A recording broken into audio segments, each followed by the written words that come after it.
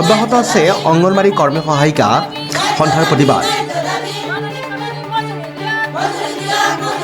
বৰচলা অঙ্গনবাড়ী কৰ্মী সহায়িকা সন্থাৰ উদ্যোগত বৰচলা সংহত শিশু উন্নয়ন প্ৰকল্প বিষয়ৰ কাৰ্যালয়ত আজি 29 ফেব্ৰুৱাৰীত অঙ্গনবাড়ী কৰ্মী আৰু সহায়িকাসকলে তীব্ৰ প্ৰতিবাদ সাব্যস্ত কৰি পৰিৱেশ উত্তাল কৰি তোলে।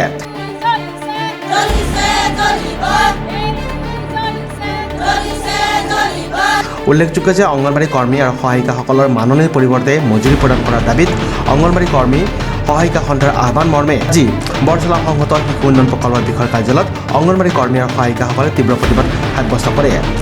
অঙ্গনবাড়ী কৰ্মী সহায়িকাসকলে চৰকাৰৰ বিৰুদ্ধে বিভিন্ন শ্লোগান দি পৰিৱেশ উত্তাল কৰি তোলে। যেতিয়ালৈকে চৰকাৰে মাননিৰ সলনি আমাৰ মজুৰি নিদিয়ে তেতিয়ালৈকে আমি এই প্ৰতিবাদ সাব্যস্ত কৰিয়ে থাকিম। আমাৰ আন্দোলন চলিয়ে থাকিব। আমি ইয়াৰ পৰা তেওঁলোকক ক'ব খুজিছোঁ যে আমাৰ ইমান পৰিশ্ৰমৰ মূল্য আজিলৈকে আমি পোৱা নাই। ইমান কামৰ বোজা তথাপিতো আমাক আজিলৈকে চৰকাৰে আমাৰ মাননিটো বৃদ্ধি কৰিব পৰা নাই। সকলো বস্তুৰে দাম বাঢ়িছে। আমি সকলো কৰ্মীয়ে হওক সহকৰ্মীয়ে হওক বজাৰত কিনিবলৈ গ'লে বেলেগ চৰকাৰী যেনেকৈ কৰ্মচাৰীয়ে কিনিবলৈ যায় আমিও সেই মূল্যতে কিনো। তথাপিতো আমাৰ এই মূল্যৰ পাৰিশ্ৰমিক মূল্য আজিলৈকে চৰকাৰে বহন কৰিব পৰা নাই। আমাৰ এটাই কথা, আমাৰ চলিবলৈ আমি জীয়াই থাকিবৰ কাৰণে আমাক মাননিটো বৃদ্ধি কৰিব লাগে।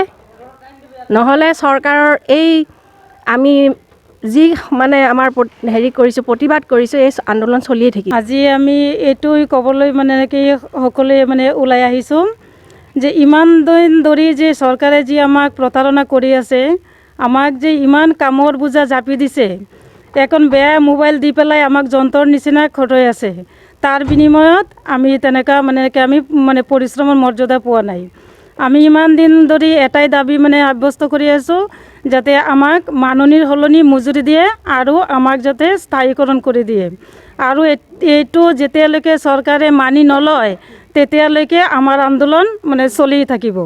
আৰু যদি আমি ইমান দিন অপেক্ষা কৰি ধৈৰ্য আমাৰ এতিয়া নাইকিয়া হৈ আছে, এইটো এতিয়া যদি মানি নলয় আগন্তুক ইলেকশ্যনৰ আগত আমি সকলোৱে কৰ্মী সহায়িকা আৰু নিজ কেন্দ্ৰৰ এলেকাৰ বেনিফিচিয়াৰী লৈ পেলাই আমি যিটো সিদ্ধান্ত কৰিব লাগে আমি সেই চূড়ান্ত সিদ্ধান্তলৈ যাম ভোটৰ আগত। এইটো জবাব আমি তেতিয়াহে দিম। ইয়াৰ আগত আমি আৰু আমাৰ এই কাৰ্যসূচী আমি অব্যাহতই ৰাখিম আৰু এইটো আমি চলাইয়ে থাকিম। ঢেকিয়াজুলিৰ পৰা Prashanta Baishya report, news express, Assam.